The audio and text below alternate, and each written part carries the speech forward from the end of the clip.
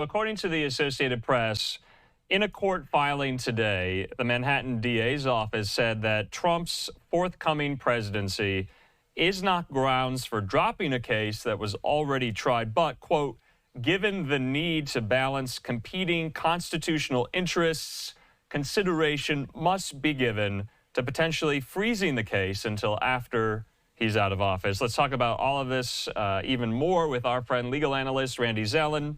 And he joins me. Randy, thanks for being with us. You were instrumental in guiding us here on Live Now throughout the entirety of this hush money payments trial, the case, the conviction here. So we're dealing with two separate things, the sentencing and the dismissal of the case outright. So what they agreed upon today, or what they are at least open to agreeing upon today, is that that November 26th sentencing date is a wash. It's going to be put on pause. What they haven't agreed on yet is whether or not the case should be dismissed outright. That's what Trump's legal team is arguing, and that ultimately rests on Judge Juan Merchan. Do I have that right? Yes, you do, although there are some pathways to get this done where everyone can save face. And I am sure that District Attorney Bragg is trying to do just that. Let me get out of this and let me save face. And I'm sure Justice Merchan is hoping for the same result. And there are a few ways to do it. And if you want me to jump right in, I will. If you want to ask me any questions, just let me know. No, please do, because I think what I'm trying to grapple with is, does the Manhattan DA's office have it in them to wait this out for 4 years? Come January 20th, 2029, will we be talking about this yet again, that Trump could face sentencing post-presidency? Will it just be on pause the whole time? It's enough already. Sure, just because you can do something doesn't mean that you should. Here are the pathways for everyone to get out of this feeling like they got something. And that's ultimately the definition of a good deal. Everybody walks away a little unhappy. Everybody walks away a little happy. Nobody's too happy. Nobody's too unhappy. Option number one, District Attorney Bragg looks at the Supreme Court's decision concerning presidential immunity, says to Justice Merchan, the question of whether or not the president at the time was acting within the scope of his authority as president or whatever was going on, that's something that should have been decided before the trial. Your Honor should have held a hearing to determine whether or not anything that we're bringing charges on fall under presidential immunity. And for that reason, Your Honor, the conviction should be vacated and a hearing should be held to determine whether or not immunity applies. We can't do it now because he's coming in as president. So why don't we just can the whole thing? The second thing that can be done here, quite frankly, is that the district attorney's office could consent to what's called a 440 motion, which is a motion brought by the defense to vacate the conviction and just come up with a reason and be done with it. And then there's a third and an interesting avenue, which is why not Governor Hochul take some heat off of herself, get away from the congestion pricing and the violence and all the stuff that's going on in the city, and just pardon incoming President Trump, which he has the power to do as governor. In all three of those scenarios, Alvin Bragg knows that he got a conviction. He knows that the jury spoke. He did his job. But it's enough already, whether we like it or not. Donald Trump is the president-elect. He's got 4 years. He's got both houses. He's got the Senate. He's got the House. So we can either get on this bus or we can get hit by this bus or we can get out of the way of this bus. But the bus is coming. And it really is time for Mr. Bragg to focus in on the violence in our streets. We just had some lunatic stab and kill 3 people. Right. Why don't we worry about that instead of this hush money case? Okay, so there is some parsing of the language I want to ask you about, because depending on what happens in this, depending on if the sentencing doesn't happen. The conviction is essentially dismissed.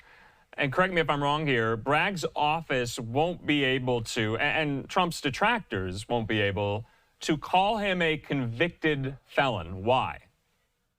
Because if the conviction is vacated, you can't call him a convicted felon. Does it really matter? If you're all that hot and bothered about it, you could still say that the jury convicted him and the conviction got vacated. It really is time for us as a country to move forward, and to just keep bemoaning the fact that he was convicted is no different than the president-elect bemoaning the fact that he never lost the election. It's enough already. Okay. Could we please look ahead? Yeah, because another former federal prosecutor, Nima Rahmani, essentially told me on the air a couple of days ago that if no punishment is formally or officially rendered, i.e. sentencing, that's why you can't call him a convicted felon here. I want to talk, though, about Justice Juan Merchan. Does he seem to be dragging his feet on this question of whether the case should be dismissed? Can we read the tea leaves about why he keeps punting this, so to speak? Another hearing will be made on December the 2nd. We were expecting an answer on that question today. We didn't get it. Why? What is in his head right now? Well, we are dealing once again in unprecedented territory. There's nothing to fall back on. There's nothing to look to say, well, this is what happened the last time, so why don't we do it this time? I think Justice Merchan is exhibiting judicial temperament. He is being circumspect. He's not rushing to, as Johnny Cochran used to say, he's not rushing to judgment. And quite frankly, I think he's kind of hoping that the prosecution and the defense get together on this and give him a graceful exit out. And again, that graceful exit out would be the conviction really cannot stand in light of the Supreme Court's decision on immunity. So let's vacate it. And if it turns out that the DA's office does not re-prosecute it and it just kind of goes away, it just kind of goes away. And just to reiterate, this is Nima Rahmani's thoughts on this. Donald Trump may not be a felon after all. Rahmani says Judge Merchan continued next week's sentencing again without explanation. That leads him to believe he's considering dismissing the case entirely. Otherwise, why not sentence Trump to a fine before he takes office? Thoughts, Randy? Because I think that would be viewed badly. I think the optics of that would be terrible. It would look like that Justice Merchan is trying to exact punishment, and punishment is not the only goal of sentencing. I think it looks political. It further divides this country. And I think that Justice Merchan is, again, with judicial temperament. And that's what you want from a judge. I'm not going to be pressured by politics. I'm not going to be pressured by party. I'm not going to be pressured by anything other than doing justice. And the question really is doing justice, sentencing the president-elect, what do we accomplish by that? What is to be gained? We're not talking about deterrence. We're not talking about just punishment. What are we talking about? Yeah. And to me, I think he's kind of hoping that the decision gets made for him. Okay, lastly, Randy, one of Trump's lead attorneys in this entire case, who or at least defended the former president, is a guy by the name of Todd Blanche. Pretty good lawyer. What's that? Pretty good lawyer. Okay, so, but to that point, Randy, obviously a conviction was secured against Trump, so you can make the argument that maybe not so good in this case here. Nevertheless, Trump tapped him to be the next deputy attorney general here. How is that all going to pan out? Trump was his former client. He's now going to be working for Trump if he gets confirmed. Is there any conflict of interest there? Well, let's be clear, and we'll do a little wordsmithing now on my end. Okay. The attorney general is not the president's attorney.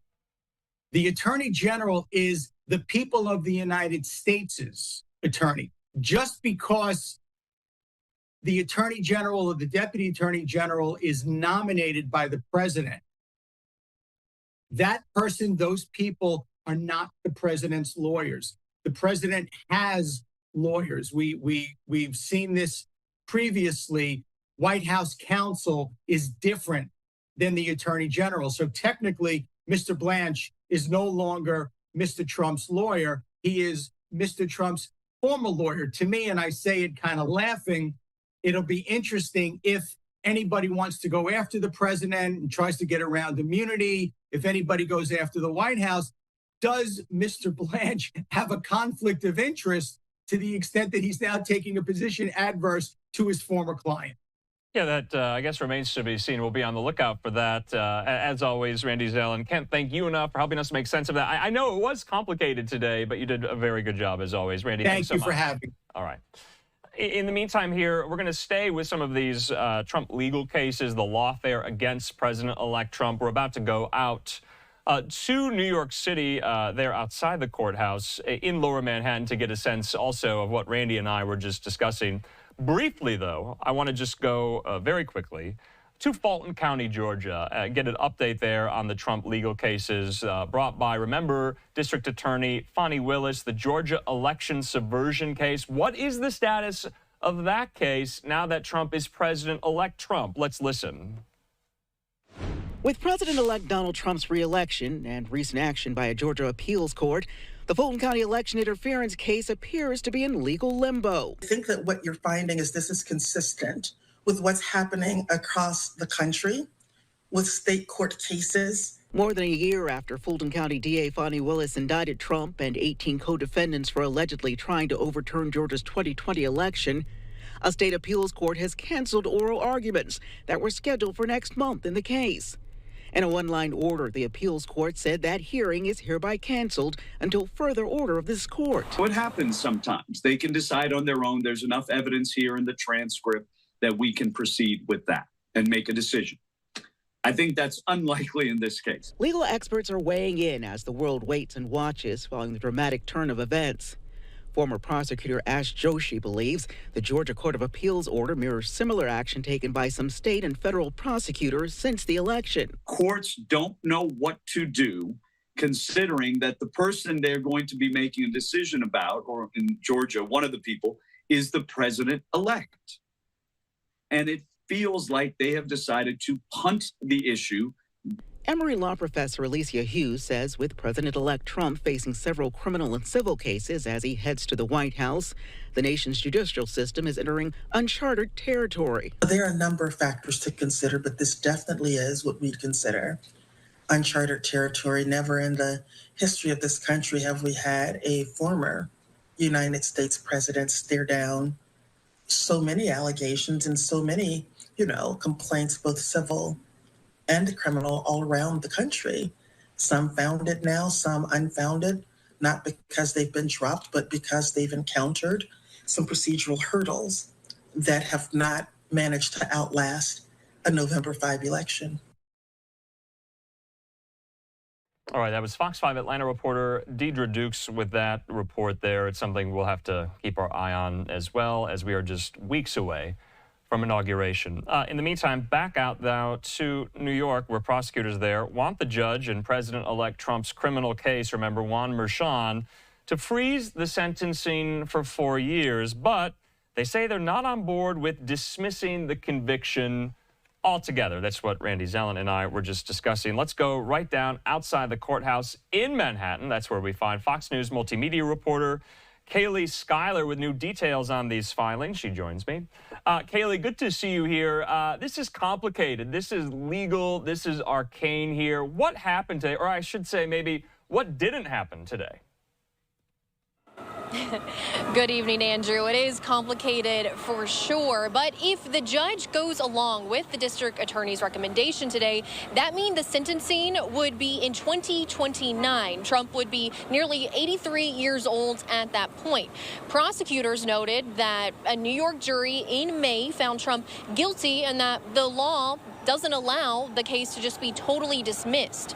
Prosecutors said in a letter to Judge Juan Merchan today that they respect the office of the president, but added, quote, "We also deeply respect the fundamental role of the jury in our constitutional system." A Trump team spokesperson responded saying, quote, "This is a total and definitive victory for President Trump and the American people who elected him in a landslide." The Manhattan DA has conceded that this witch hunt cannot continue. The lawless case is now stayed, and President Trump's legal team is moving to get it dismissed once and for all. Now, Judge Merchan was originally supposed to sentence Trump months ago. Now we don't know when or even if that could happen. Today, prosecutors recommended a deadline next month, focusing on if the case could be dismissed. Andrew. Yeah, of course, Kaylee, I think it's safe to say elections have consequences here, consequences to any pending legal cases against, nonetheless, the president-elect himself here. Have you spoken to a lot of folks there in New York City, New York residents? Are they aware that this is still ongoing, or have they moved on? I do think a lot of people are aware that this is still ongoing. Of course, this hush money trial happened right here in Manhattan, so a lot of people are very aware, but I think now being just a few weeks after the election, I think a lot of people still aren't wanting to engage in a lot of the political type conversation, so they're aware, but not really wanting to talk about it. All right, Kaylee Schuyler there live for us in Manhattan. Kaylee, good to see you. Talk soon. Thank you. All right, in the meantime here, we do want to take a quick commercial break. Hope you found that kind of block segment there informative. We have covered these legal cases so much here on Live Now from Fox, and it's interesting to see how they might change now that President Trump is headed for the Oval Office in a mere matter of weeks. We'll be back in 2 minutes.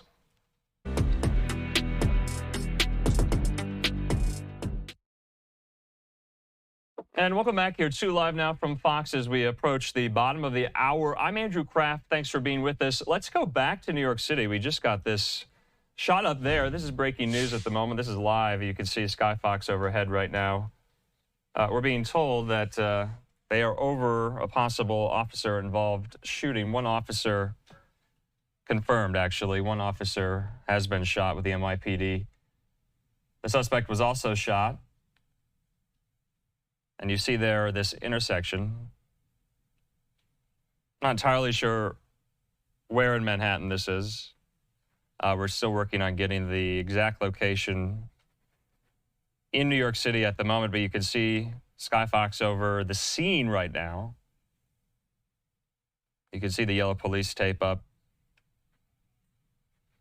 So we'll monitor this right now. We don't necessarily have any details on the condition of the officer, but a scary situation nonetheless. Of course, this comes after that triple fatal stabbing just days ago in New York City that we've been covering here on Live Now. We've heard from Mayor Adams and the NYPD Commissioner Donlin about that particular incident. Now we are over this scene here of an officer-involved shooting in New York City. We're learning that the suspect was also shot in this. We don't have any details about the nature of the altercation or what may have transpired to lead to the shooting itself. All right, so this is not in Manhattan. This is in Queens right now. So we're moving boroughs there from Manhattan. This is in Jamaica, Queens, if you're familiar.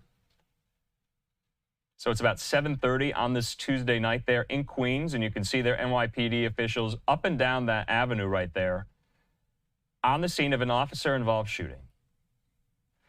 So just wanted to bring this to your attention. It's something we're going to stay on top of. Skyfox overhead. If we get any details from the NYPD, from Mayor Adams' office, or others at Fox 5 New York, we'll make sure to bring it to you there as well. All right. In the meantime here, I'm Andrew Kraft. It is 5:30 here Mountain Time, 7:30 there in New York City. Thanks for being with us. We are going to keep it moving with so many of these other top headlines, including more picks for President-elect Donald Trump's cabinet. He is filling out his cabinet, making some picks today, and want to go out there to Washington, of course.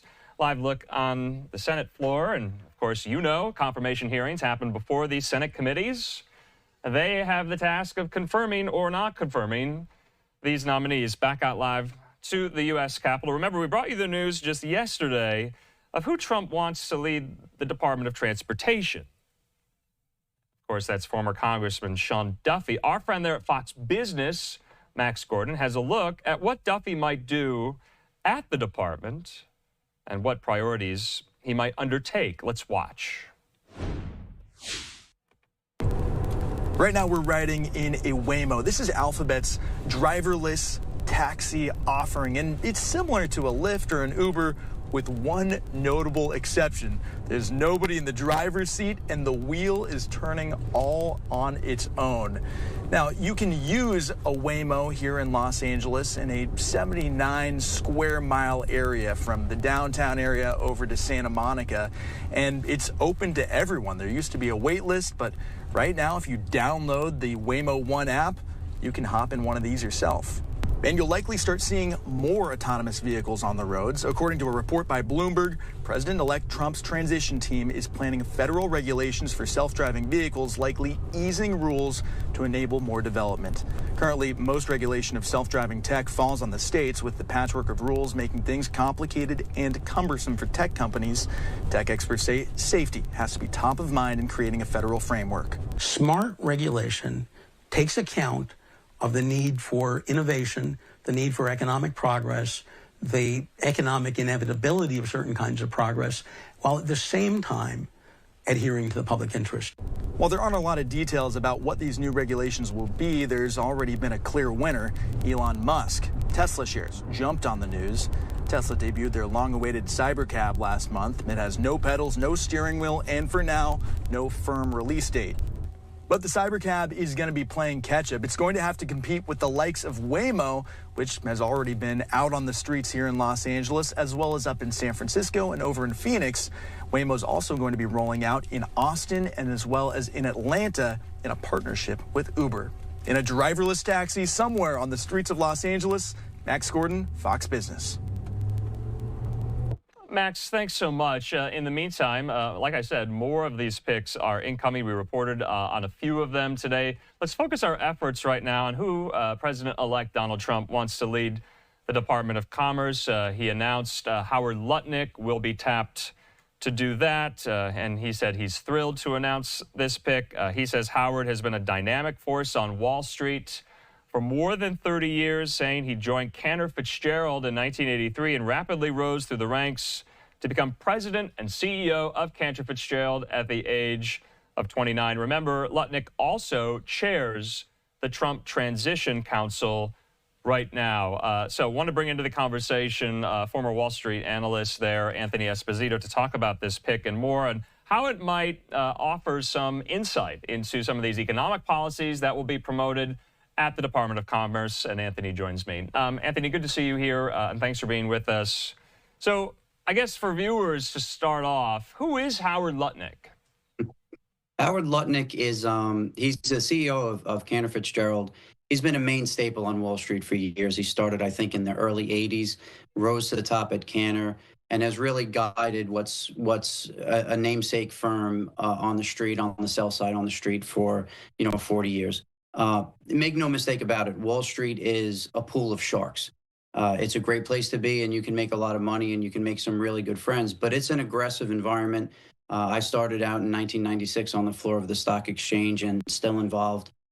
For Howard Lutnick to guide Cantor over the last 40 years, and in particular through the early 2000s and the 9/11 event, which devastated the firm, he's a true leader. He has a backbone, he has a gut. And he swam with the sharks and survived, and not only survived, but excelled and grown this business. So I think he really is the exact person that President Trump would want on the cabinet. I think he'll do extremely well.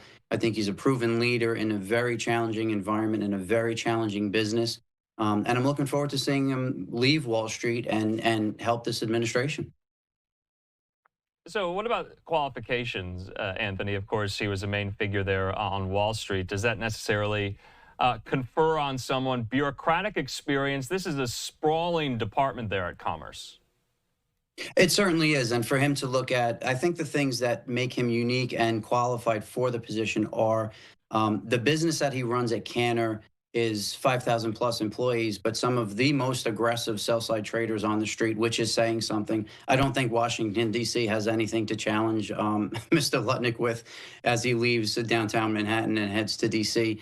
If you talk about trade and tariffs, which he'll oversee, if you talk about him as the liaison between the federal government and the private sector to work on jobs growth and economic growth, I think that he will be a perfect fit, having navigated the waters that he's navigated and managed the size of the firm that he's managed. I think he's a good fit. I think he'll do extremely well. I want to put up this tweet here from our colleague Aisha Hasni there from Fox, quoting a source familiar telling Paul Steinhauser of Fox Digital that it's a free-for-all for Treasury Secretary right now, and that it's a mad dash to find someone pro-tariff.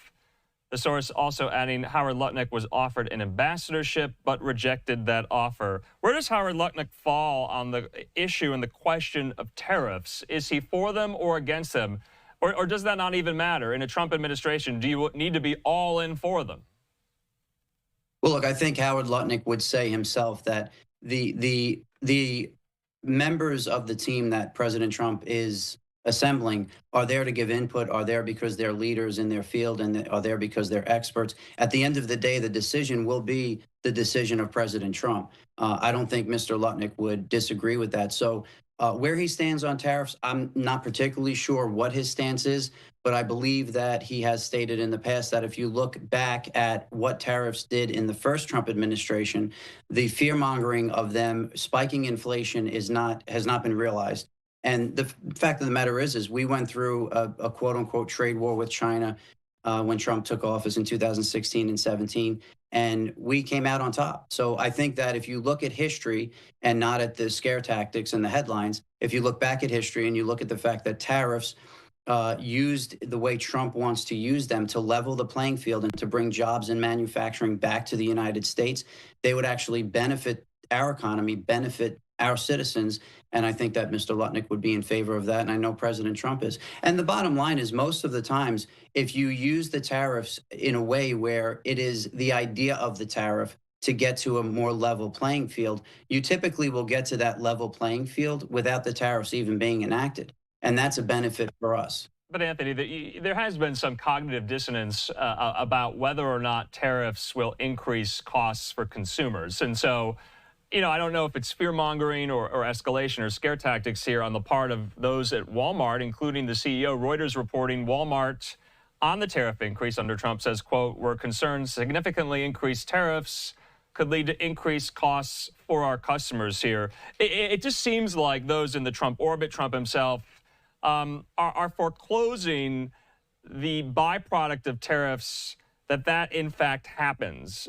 It does happen, doesn't it? I mean, I've been grappling with this with folks like yourself on the air here because it was long-held conservative orthodoxy for the last 30, 40, 50 years that tariffs do just that.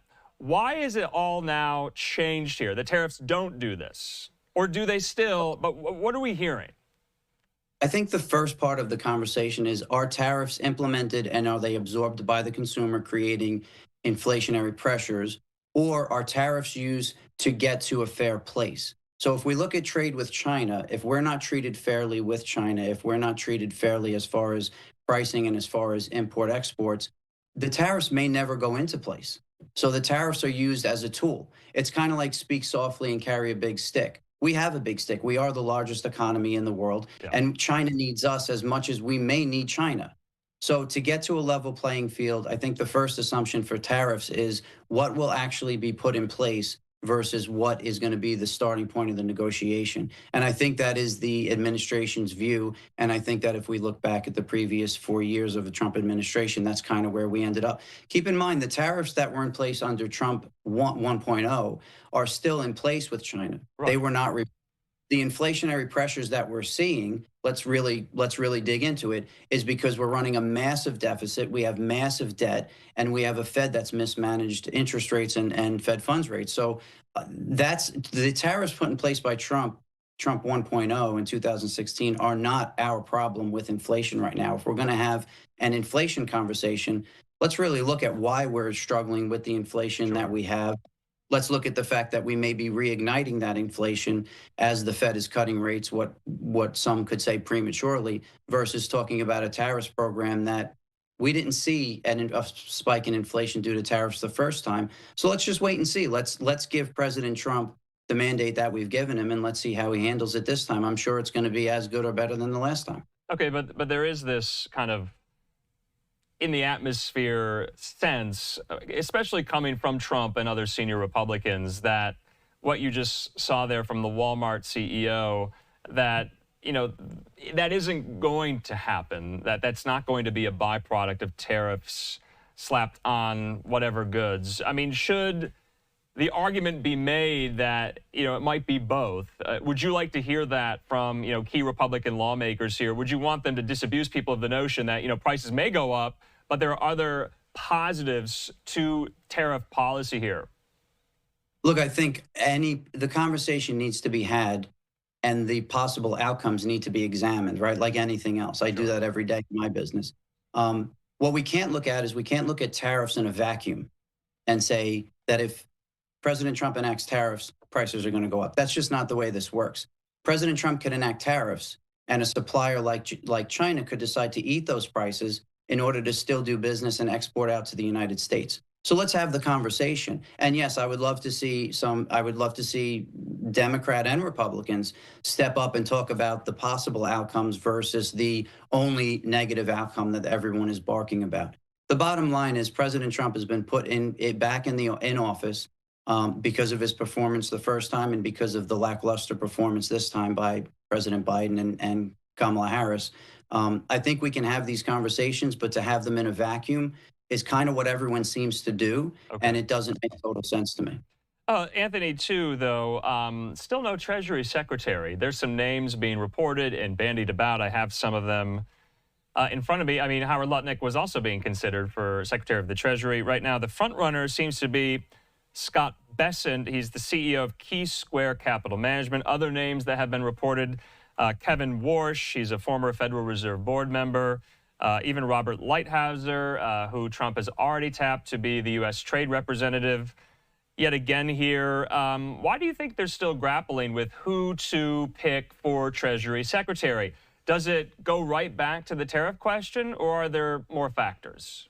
No, I think it goes right back to the inflation question, right? We keep focusing on the Fed as the leader who's going to kind of guide this massive plane down to the soft landing.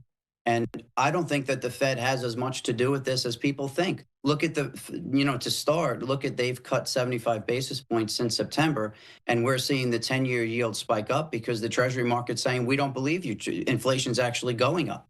We're seeing the 30-year fixed mortgage rate up a full % as the Fed cut 50 bips. So let's circle back. It's not because of tariffs, it's because the Treasury is actually responsible for a bulk of the inflation that we're seeing. And that's because the current administration, top-down, policy down, is print spend to produce fake growth within this economy.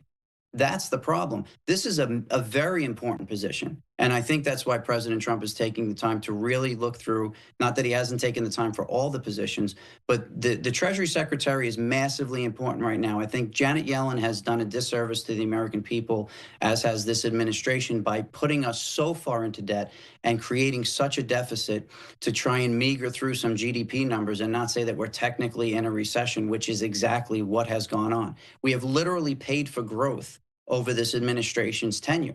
And I think it's time that the Treasury Secretary step in and act a little more responsibly than Janet Yellen has. And I think that's why we're waiting so long to get to this final decision, which is a good thing. Yeah, Fox Business's Edward Lawrence has some reporting that the Trump transition team is trying to avoid issues and embarrassments seen under the Biden administration, like where Treasury Secretary Yellen kept saying for years that inflation was transitory. As she said it, inflation kept rising. In an exclusive interview, Yellen said she regretted saying that. So some circumspection there from Yellen. Do you have any top picks? Who would you like to see there? You know, I think Bessent is a good choice. He's obviously a Wall Streeter, so maybe that's where my my bias comes from. It could be.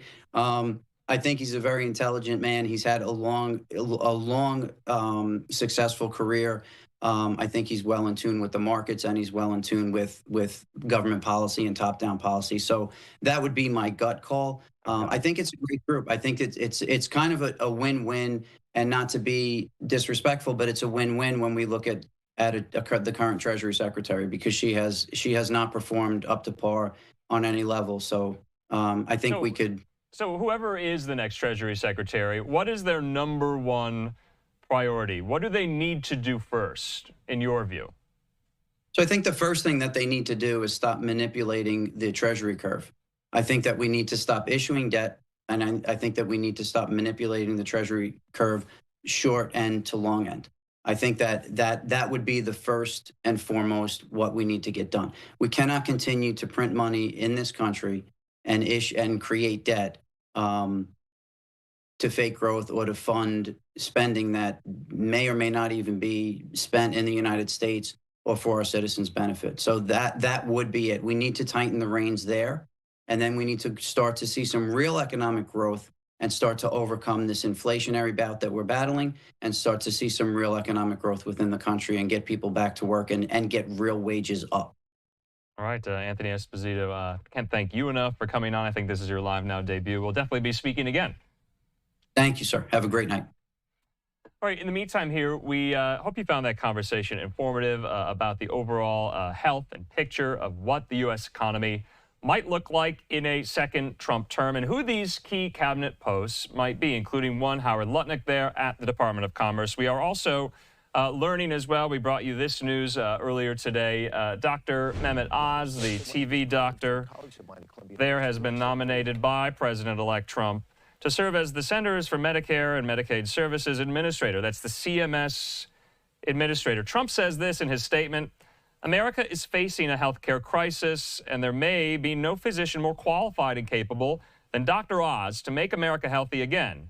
Trump calls him an eminent physician, heart surgeon, inventor, and world-class communicator who's been at the forefront of healthy living for decades. He says Dr. Oz will closely work with Robert F. Kennedy Jr. to take on the illness industrial complex and all the horrible chronic diseases left in its wake there. So that was one of the main picks today. Dr. Oz will run CMS there. And so that's the post on Truth Social. I have the statement in front of me. Of course, remember, Dr. Oz tried his hand at electoral politics back in 2022 during the midterm elections.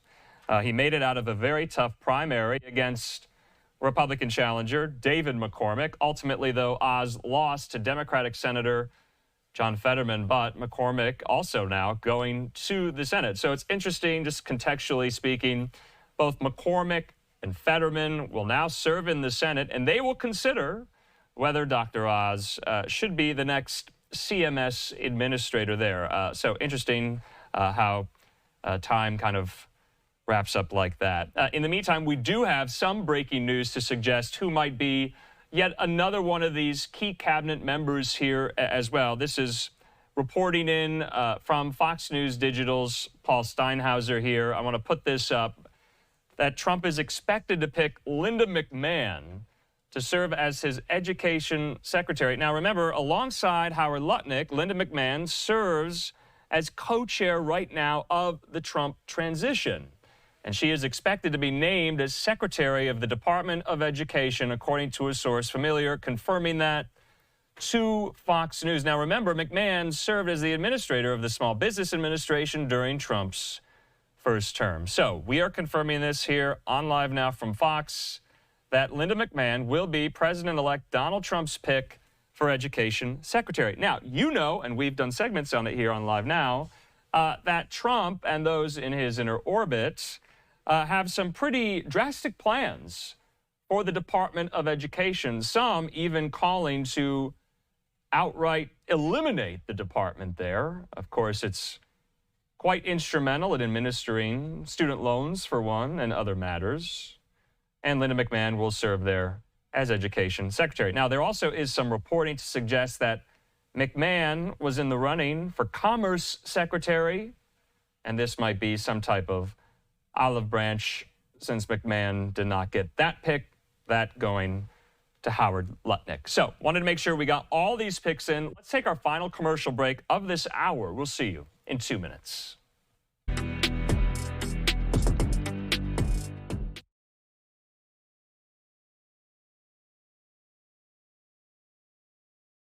And welcome back here to Live Now from Fox. I'm Andrew Kraft. Remember, we're keeping our eye on this breaking news situation there in Queens, in New York, of an officer-involved shooting there. We also know the suspect has been injured as well. We don't know what led up to this or precipitated this right now. This is live pictures right now overhead there, courtesy of Skyfox.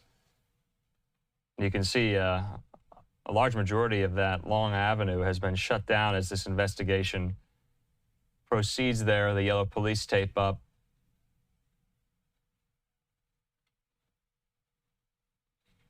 So as you can see there's a drone over the scene itself. Take a look at that. I've not seen that before. We don't have any idea yet, unfortunately, of the condition of the officer involved in this shooting. Hopefully we'll learn a little bit more. But you see there NYPD officers kind of milling about at the scene, conducting their investigation, probably interviewing witnesses and the like here. So if we do get a press conference on this, we'll definitely break in for it throughout the course of this evening. In the meantime, though, we're going to do something a bit different here. We're going to move up some of our key international headlines today in this hour, including those updates on the Israel-Hamas conflict. Also, it marks today 1,000 days of war in Ukraine against Russian aggression here. So we'll be diving into that story at the bottom of the hour, like we have been for almost 3 full years. But first, we want to get into some of these key headlines out of the Middle East. Fox News correspondent Alex Hogan has them. Let's listen. As the fighting grinds on in Gaza, the Biden administration is warning Turkey against hosting Hamas leadership, saying American allies should not be harboring members of a terrorist organization. It comes after several senior officials reportedly left Qatar for Turkey last week after Doha suspended its efforts to mediate a Gaza ceasefire. Turkey has not denied Hamas leaders are in the country, but officials say they have no plans to open an office for them. A number of these individuals are under U.S. indictment, have been under U.S. indictment for some time, and we believe that they should be turned over to the United States. Meanwhile, the White House is ramping up diplomatic efforts in Lebanon, sending Special Envoy Amos Hochstein to Beirut on Tuesday for ceasefire talks, and he suggested the fighting could come to an end soon. I'm here in Beirut to facilitate that decision, but it's ultimately the decision of the parties to reach a conclusion to this conflict. It is now within our grasp. As talks continue, Israel is stepping up its airstrikes on Hezbollah targets in southern Lebanon. Monday night, an explosion rocked central Beirut, killing at least 5 people and injuring several more. The IDF says multiple people in Tel Aviv were also injured after a missile launched from inside Lebanon was intercepted. As part of a U.S.-backed ceasefire proposal, the Lebanese army would deploy along the border to act as a buffer between Israel and Hezbollah. In London, Alex Hogan, Fox News. Alex, thanks so much. So you saw there in Alex's report, the envoy from the U.S., Amos Hochstein, in the region to broker some type of ceasefire between Israel, Lebanon, and Hezbollah, while ceasefire talks and negotiations continue apace between Israel, Hamas, and other key negotiators there as well. In the meantime, though, I want to put this up. This is from John Hudson at the Washington Post, saying that Bernie Sanders is currently holding a joint press conference with Senators Merkley, Welch, and Van Hollen to push a resolution to block the sale of some arms to Israel. Sanders saying the United States government is currently in violation of the law here. So you have some of these more Democratic progressive senators, critics of the Netanyahu administration and government there in Israel, talking about this at a press conference today on Capitol Hill. Let's watch. Israel clearly had a right to respond to the horrific Hamas terrorist attacks on October 7th, which killed some 1,200 innocent people and took 250 hostages. I don't think anybody in the U.S. Senate disagrees with that. But Prime Minister Netanyahu's extremist government has not simply waged war against Hamas. It has waged all-out war against the Palestinian people.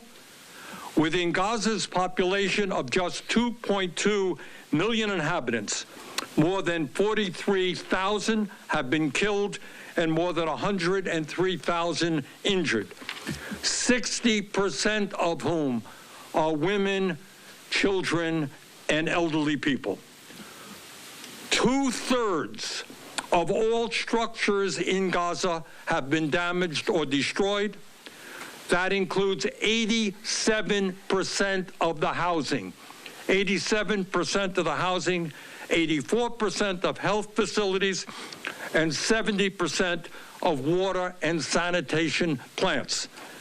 Every one of Gaza's 12 universities has been bombed, as have hundreds of schools. For 13 months, there has been no electricity in Gaza. And that's what has gone on over the last year. And as horrific as that situation is, what is taking place today, now, as we speak, is even worse. As a result of Israel blocking desperately needed humanitarian aid in recent weeks, the volume of aid getting into Gaza is lower than at any point since the war began. More aid is needed, less aid is getting through. The result, and let's be very clear about this, the result is that many thousands of children are facing malnutrition and starvation. According to very recent UN reports, quote, the situation unfolding in North Gaza is apocalyptic. The entire population in North Gaza is at imminent risk of dying from disease, famine, and violence, end of quote. And Israel's recent decision to ban UNRWA, the backbone of the humanitarian response in Gaza, will only make a horrific situation even worse. Clearly, what is happening in Gaza today is unspeakable. But what makes it even more painful is that much of what is happening there has been done with U.S. weapons and with American taxpayer support. In the last year alone, the U.S. has provided $18 billion in military aid to Israel and delivered more than 50,000 tons of military equipment. In other words, and this is the most important point to be made, the United States of America is complicit in these atrocities. That complicity must end, and that is what these resolutions are about. It is time to tell the Netanyahu government that they cannot use U.S. taxpayer dollars and American weapons in violation of U.S. and international law and in violation of our moral values. It is also time to make clear to Netanyahu that he cannot continue to undermine U.S. foreign policy goals. The U.S. government wants a ceasefire for hostage deal. Netanyahu has prevented a deal to preserve his coalition. The U.S. government wants more humanitarian aid to reach desperate people in Gaza. Netanyahu is blocking it. The U.S. government wants to contain regional escalation. Netanyahu has refused diplomatic off-ramps and launched several reckless attacks without consulting the United States. The U.S. government wants to stop settlement expansion and settler violence in the West Bank. Netanyahu and his ministers have driven record settlement expansion and armed extremist settlers. The U.S. government wants a plan for post-war governance in Gaza. Netanyahu will not engage. And by the way, blocking these sales would also be in keeping with actions taken by some of our closest allies. The UK suspended 30 arms export licenses after concluding there was an unspeakable risk that they could be used in violation of international law. Germany, Italy, Spain, Canada, Belgium, and the Netherlands have taken similar steps. UN bodies have called for an end to the arms shipment fueling the conflict. So let me thank all of you again for being here. Let me hand the mic over to Senator Murphy. Jeff? Thank you, Bernie. I stand before you today as someone who has spent a lifetime advocating for Israel's economic success and for their security in a very difficult part of the world. I was 21 when I went to Israel and hitchhiked throughout the country, stayed at a kibbutz, proceeded to swim in the Dead Sea and the Red Sea and the Med Sea, the Mediterranean Sea, and I've been back to Israel a number of times and seen the phenomenal, successful country they have built as a startup nation, as a nation that solved its energy challenges, as a nation that reforested, and have always felt I'd be voting for each effort to assist Israel with security. And I will continue to support defensive weapons for Israel, for David's sling, for a variety of undertakings, and I would gladly support financing of a far more effective barrier that could not be easily penetrated from Gaza into Israel, giving Israel full time to respond to what happened in the horrific day of October 7th. But the Netanyahu government has undertaken policies that are out of sync with American values. And that's why I'm here at this moment. It's President Biden who referred to it as indiscriminate bombing. That bombing has produced massive deaths, massive injuries, massive destruction. And the largest part of the calamity has been on the innocents, not those who conducted October 7th attack. And we are, as a nation, providing the weapons that are being used in Gaza. Therefore, we are, as citizens, complicit in this strategy that is out of sync with our values and out of sync with our law and out of sync with international law. Even the report that came under NSM 20, and I really applaud Senator Van Hollen for his leadership on so many things related to the Middle East, but particularly having that national security memorandum created, found that our weapon supplies were inconsistent with obligations under international humanitarian law or with practices to mitigate civilian harm. So it is important, even when we have an ally, even when there is a country that has been a close friend, that it engages in egregious, devastating practices that harm civilians in such a massive way, that we stand up and say, this is wrong, it's wrong under our law, it's wrong under international law, it's wrong under moral values to conduct a campaign in this fashion. And that's why I'll be supporting these three resolutions opposing transfer of weapons, offensive weapons to Israel. And I'll turn this over, I think, to Peter Welch. Thank you very much, Bernie and Chris and Jeff. Thank you. Really appreciate the work you've done on this. You know, there's a question that America has to face, and it is about the role of humanitarian considerations in the conduct of our foreign policy. The argument is being made against injecting what clearly is a concern for the humanitarian catastrophe that is now continuing in Gaza, as to whether the long-term commitment that the United States has had to Israel as a Jewish and democratic state can coexist with that. All of us here support Israel as a Jewish and democratic state. All of us here believe in the two-state solution. All of us believe that the relationship we've had with Israel is special. And all of us here are appalled at what Hamas did to slaughter 1,200 innocent Israelis. And all of us here support the right of Israel to defend itself.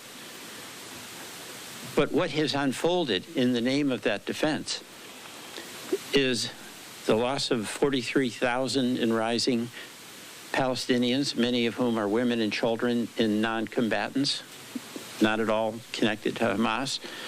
What has happened is over 100,000 children and innocent bystanders have been severely injured, including amputation. And what's unfolding before our very eyes right now is mass starvation and the spread of disease. Is the United States in its foreign policy, with that commitment we've had to Israel, forced to be blind to the suffering before our very eyes, particularly when it's our munitions that are being used? Should we be blind to the suffering of those Palestinian women and children when top military officials in Israel themselves have said that there's no further military purpose for continued bombing and military activity in Gaza? Our view is no, that the humanitarian considerations are important. It's consistent with the Leahy Law, and we should enforce it. It's consistent with humanitarian international law, where the power that is occupying or in control has an obligation to facilitate, not impede, the delivery of life-saving aid. So I stand here as a person who believes that there's no inconsistency with the United States asserting conditions on aid that are consistent with our commitment to our own policies, a two-state solution, the enforcement of the Leahy Law, the enforcement of international law. You know, when I think about the conflict that the United States had with Russia for so long, the Soviet Union, there are many historians who think one of the most significant components of what made us so successful was our civil rights movement. The commitment that was on display to the people around the world of our struggle to try to broaden the reach of civil rights for every person.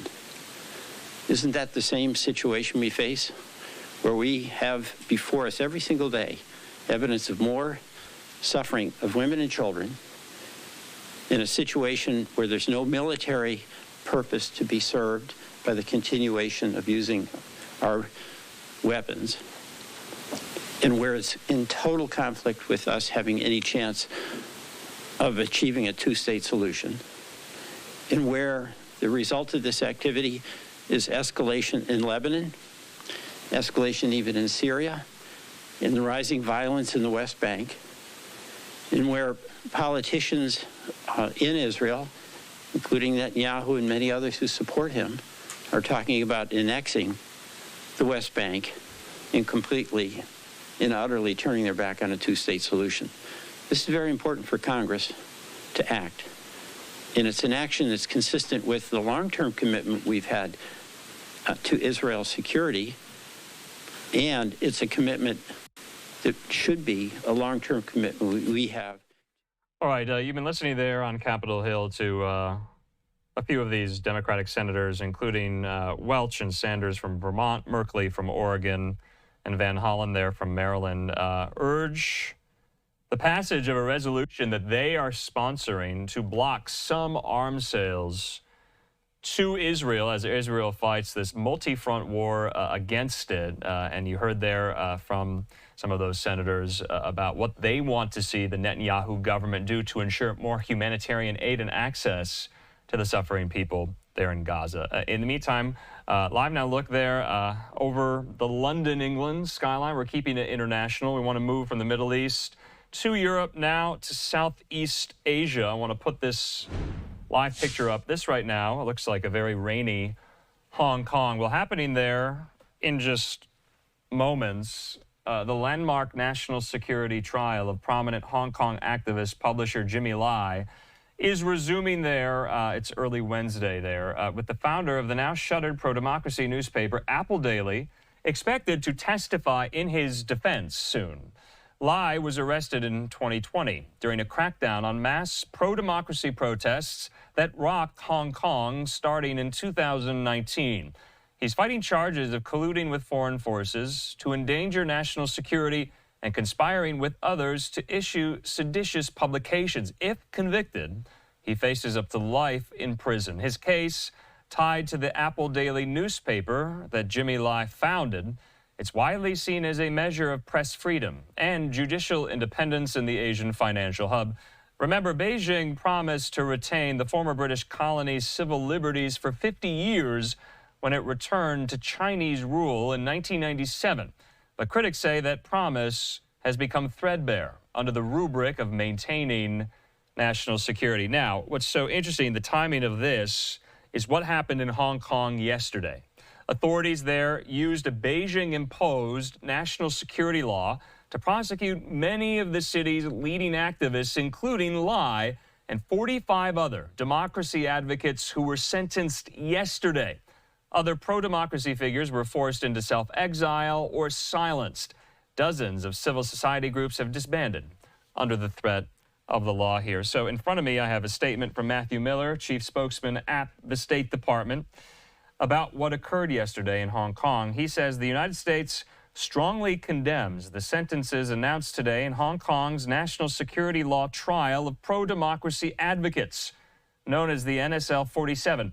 The 45 defendants sentenced today were aggressively prosecuted, and many now face life-altering imprisonment simply for their peaceful participation in political activities which are protected under the basic law of Hong Kong, saying in response, the Department of State is taking steps to impose new visa restrictions on multiple Hong Kong officials responsible for the implementation of this national security law there. Miller says we will continue to monitor the implementation of Hong Kong's national security laws and promote accountability for human rights in the PRC and Hong Kong. So right there you see we're waiting Jimmy Lai's arrival. He's been under house arrest since his detention back in 2020, and he is now fighting for his freedom and his life. He will take the stand in his own defense very soon here as his trial gets underway, though 45 of his fellow compatriots were sentenced just yesterday for similar activities, and it is pouring rain there in Hong Kong at this hour. So wanted to get all of that in here. Let's take a quick commercial break. That's what we do here. We're live, raw, and unfiltered. You see these vantage points from all around the world. We wanted to make sure you saw that one in Hong Kong right there. Let's just wait a moment. Could be some movement. Maybe they're just shifting gears, trying to get out of the rain. Remember, we're awaiting Jimmy Lai's arrival at his own trial. He'll take the stand in his own self-defense. Matthew Miller, in his statement, went on to say, we call on Hong Kong authorities to immediately and unconditionally release these 45 individuals and similarly detained political prisoners. He says these harsh sentences erode confidence in Hong Kong's judicial system and harm the city's international reputation.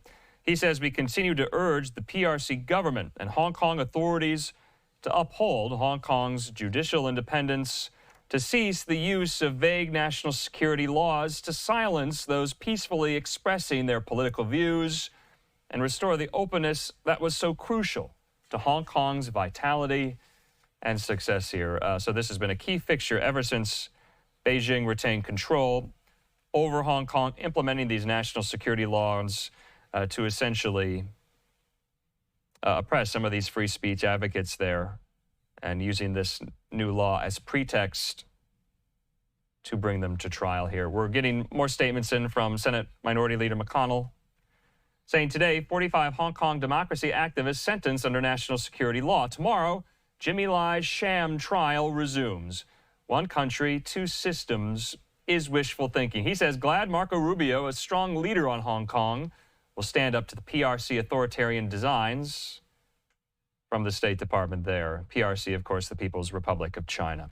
All right, in the meantime here, let's take a quick break from all of these international headlines. Remember, at the bottom of the hour, we'll pick it back up with some of those key international headlines as Ukraine marks 1,000 days of war. What does it mean for the overall picture of the war against Russian aggression going forward? Also, remember, we brought you the news over the weekend. President Biden had given the green light to Ukraine to use U.S.-made, U.S.-supplied long-range missile systems to strike targets well within Russian territory. Well, they did that just yesterday. We'll be talking about it and more at the bottom of the hour. So let's take a quick commercial break. When we come back, though, we're going out to the Pacific Northwest, an update on what's known as a bomb cyclone, bringing a lot of rainy conditions there to parts of Seattle and Portland. We'll see you in 2 minutes.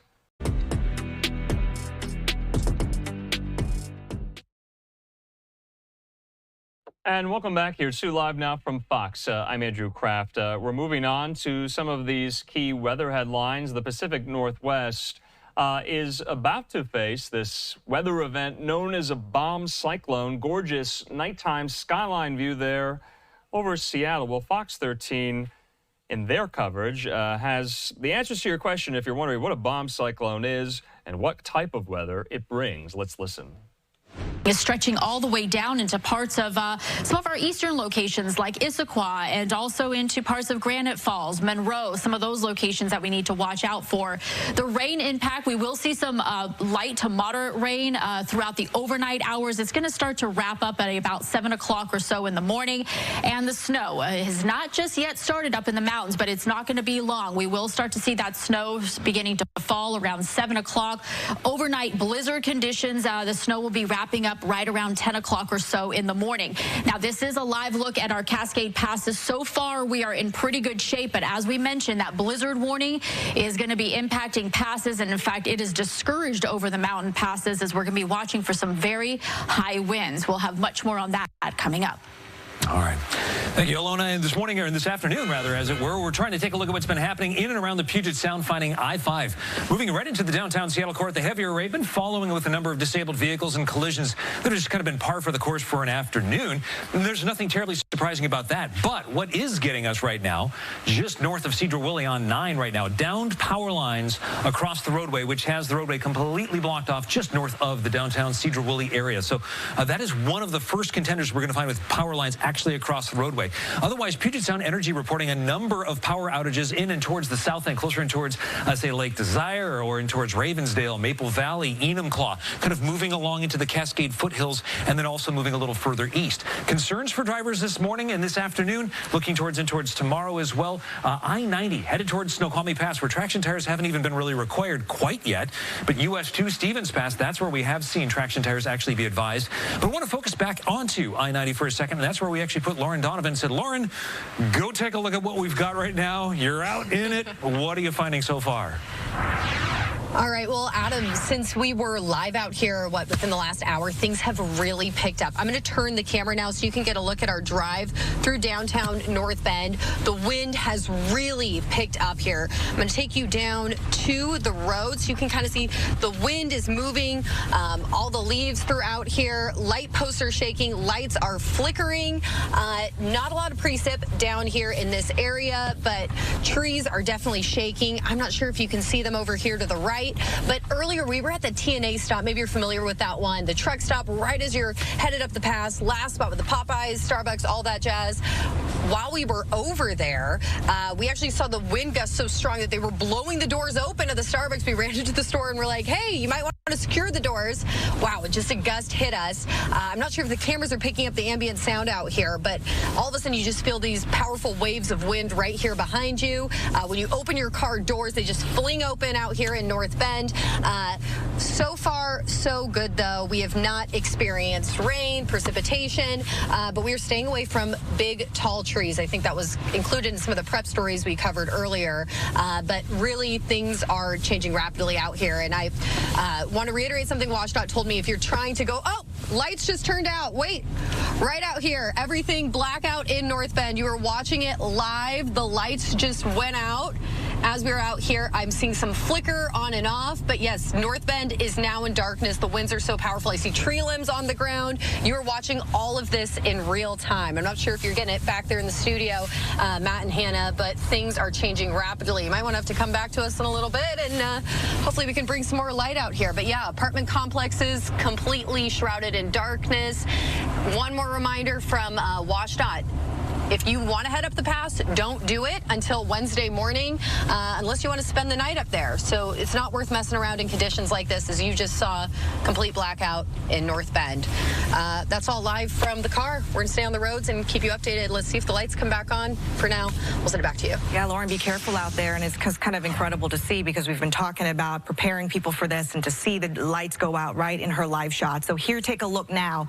Fallen tree in Issaquah. So trees are already starting to fall. Eastside Fire and Rescue saying that nobody was hurt, thankfully, but you do see that it's caused damage to the roof of that house as well. And we are also seeing power lines causing serious outages across King County. Matthew just looked over at me and said, hey, we have 4,500 out of power right now just in King County. But that's just one county. We were telling you about upwards of 20,000 people out of power all across our state. And of course, Matthew, you're doing more on that, right? Yeah, so over 36,000 people without power across our state. This is a Washington look. You can see a lot of people up there in Clallam County, but as we were just mentioning, Lauren's driving through an area, we're starting to see them in King County as well. So we are seeing that wind start to generate issues. We also want to check in with Jennifer Dowling tonight. Jennifer, how have agencies actually been preparing for all these outages? Well, they've been prepping for days, multiple agencies over several counties, of course, all over the region. We've known about this for a while. I am also standing in North Bend, but I'm actually out of the vehicle, and we just experienced the power outage as well. And you can see how windy it is when you take a look at the bushes behind me. They're just whipping in the wind here. And I do see some flashlights here in this neighborhood as people are adapting. I talked to a woman earlier who told me most folks up here have generators. So I expect that we'll see a few lights come on around us, because a lot of people are used to the wind in North Bend and are prepared. But it's gone out a little early. I think people thought that maybe it would they'd have power longer into the evening. Wind is also expected to be a problem in areas like Snoqualmie, Enumclaw, and Black Diamond. The windy weather tonight could mean outages, as we mentioned, just all across the region. Seattle City Light talks about preparing for days and is ready to respond. As for what you can do personally during a windstorm, Seattle City Light advises adjusting your energy use. Unplug non-essential electronics to protect them from power surges and reduce consumption. Use natural light during the day and conserve heating by keeping doors and windows closed. Limit the use of high-energy appliances like dishwashers and ovens, and rely on battery-powered devices instead of electric ones. Experts say keeping an eye on your energy use can also extend backup power if needed. Meantime, Seattle City Light says it's ready to handle whatever the storm brings. For today, especially, our staff and crews are ready to go for the forecasted weather. And what we'll do is continuously monitor conditions and adjust our staffing numbers as needed throughout the duration of the weather event. We have ample supplies. We're checking trucks. We're getting everything ready, because we always prepare for the worst, but hope for the best. Seattle City Light encourages you to report outages promptly as crews work to keep the lights on during this storm. And to report an outage, you can call the number on your screen at 206-684-3000. Also, if you do see a down line, make sure not to approach it. Stay at least 30 feet away and call 911. Reporting in North Bend, Jennifer Dowling, Fox 13 News.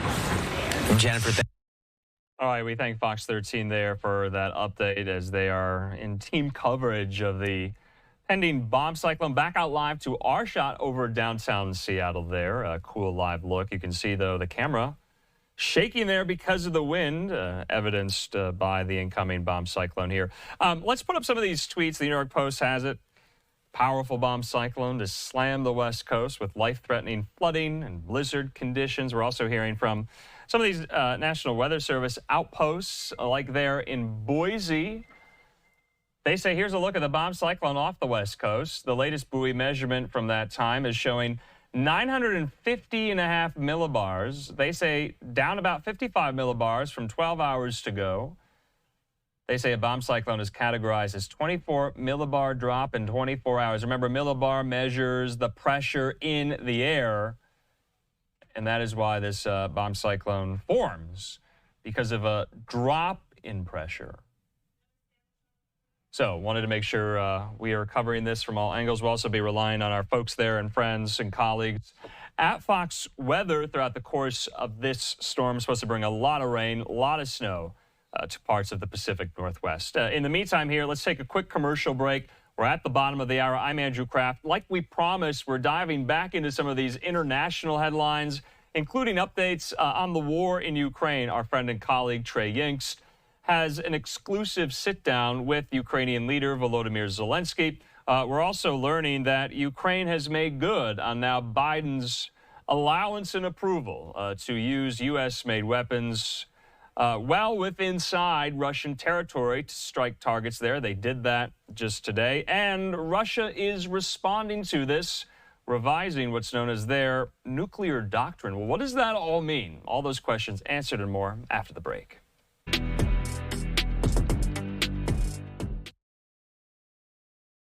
And welcome back here to Live Now from Fox. I'm Andrew Kraft. Hope you're having a good Tuesday. We're at the bottom of the hour now, 6:30 here, Mountain Time, 8:30 there on the East Coast. Let's get into more of these top international headlines, including there in Ukraine and the war they are waging against Russian aggression. It's now been 1,000 full days of war here, and a milestone on this 1,000th day. Idris Ali there at Reuters, reporting that a U.S. official confirming Ukraine has used ATACMS inside Russia for the first time. Fox News correspondent there at the Pentagon, Jennifer Griffin, with more. Overnight, Ukraine struck military targets inside Russia for the first time using U.S.-provided long-range strike fires known as ATACMS. Hours later, in response, Russian President Vladimir Putin signed a new nuclear doctrine, lowering the Kremlin's threshold to use tactical nuclear weapons. He had warned he would do so in September if the U.S. permitted Ukraine to strike Russian territory. It is a signal that they want to escalate the conflict, and it is impossible to use these high-tech missiles without the Americans. Putin has said this many times. The Pentagon says it has seen no change to Russia's nuclear posture, despite its saber rattling. We don't have any indications that Russia is preparing to use a nuclear weapon within Ukraine. We don't see any changes that need to be made to our own nuclear posture. The pre-dawn attack struck a military facility in the Bryansk region of southwest Russia, just north of Kursk, where 11,000 North Korean troops are preparing to attack Ukraine. When President Zelenskyy visited the White House in September, he asked President Biden to lift the restriction, a request Biden rebuffed for more than a year, fearing an escalation with Russia. All this has led to a tense situation in Europe. On Monday, Sweden distributed millions of pamphlets on wartime preparation, updating the In Case of Crisis or War Guide to reflect the worsening security situation. The revised version is now twice as long as it was 6 years ago. The White House is expected to announce another $275 million weapons package for Ukraine, part of the $60 billion supplemental passed by Congress last spring. The weapons will come from existing U.S. stockpiles and will include the HIMARS rocket launching system, artillery shells, drones, and Javelin missiles. At the Pentagon, Jennifer Griffin, Fox News. Jennifer, thanks so much. In the meantime here, we do want to talk about all of this. There are a lot of developments to get to with our friend there, national security analyst and expert and retired Marine intelligence officer, Hal Kempfer. He joins me. Hal, good to see you. Boy, there's a lot to get to on the Ukraine front here. And I want to just ask you, so the Associated Press has it this way in their copy.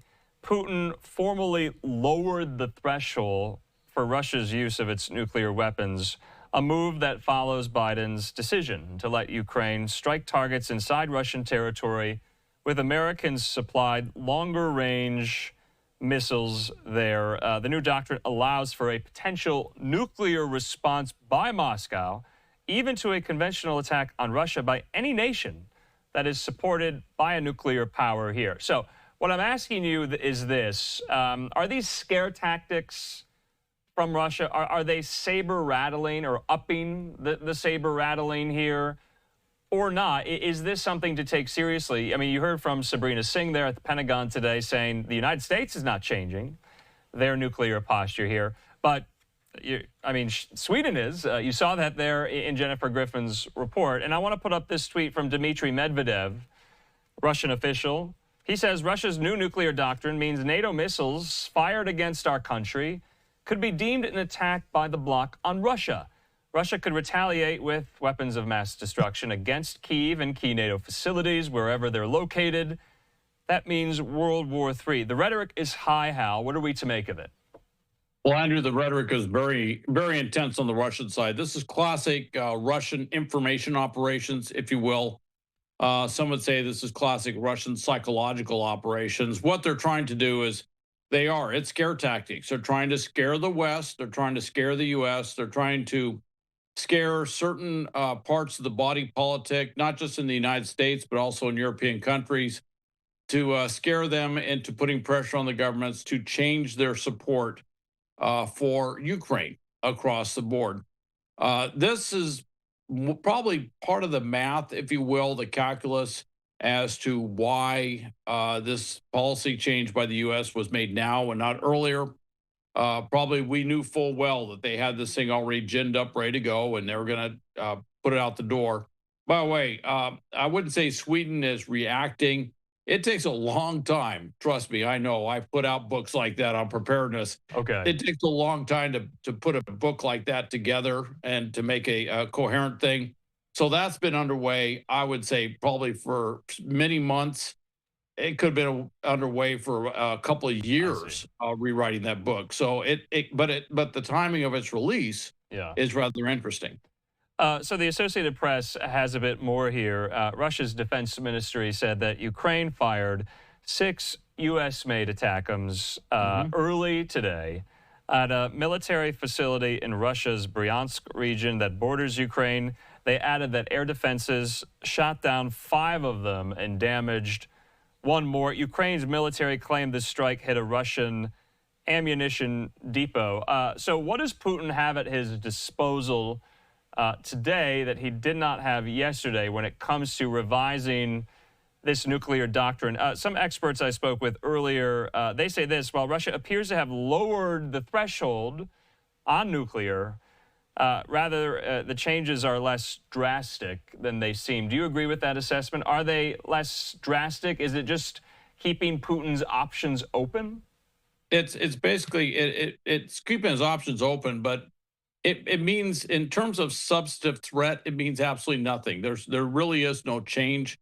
Honestly, if Putin was so inclined to do something as rash as to use a nuclear weapon in Ukraine, or to do something incredibly stupid like attacking a NATO facility for any reason, there was nothing that would prevent him from doing that before. I mean, it's good to have doctrine that, the reason we have this doctrine, when you get into, I hate to say it, but it's the game of deterrence or whatever, however you want to talk about nuclear deterrence, is you have certain doctrines so the other side will have something predictable that they can understand, that they can calculate with, to avoid mistakes. And what Russia's doing, as everything's falling apart for them militarily on the ground with conventional forces, they have gotten into the habit of nuclear saber rattling at every turn. I see. And it's really what they have. But frankly, there's nothing that stops Russia from doing something,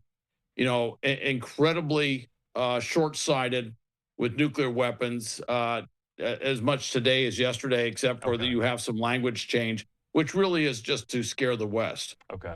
So you're saying that any update or revision to something like this is purely a communications strategy, a messaging tool, a signal, so to speak here. I got to ask, though, because I asked you this yesterday, this is what the Biden administration was worried about.